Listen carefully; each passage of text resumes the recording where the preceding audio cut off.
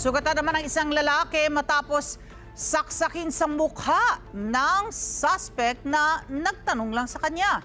Sa investigasyon ng otoridad, lumalabas na hindi magkakilala yung dalawa. Jem Tejano sa balitang niya. Sugatan ng 30 anyos na lalaking ito makaraang saksakin sa mukha ng suspect na si alias Buboy. Nangyari ang insidente sa Barangay Payatas, Quezon City, na ayon sa otoridad, tiyempong napagtanungan lang ng suspect ang biktima dahil may hinahanap itong tao sa lugar na alias Pangit ang pangalan.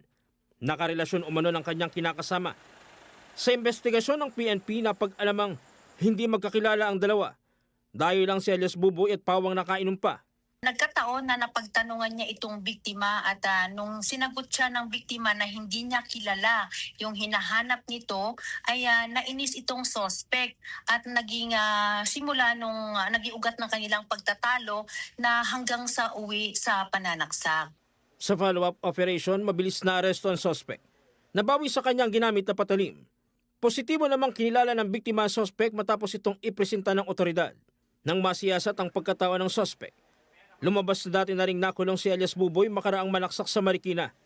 Base dito sa investigasyon, lumalabas na ito pong suspect ay may previous na record at ito po ay nakulong ng 10 taon sa kasong homicide.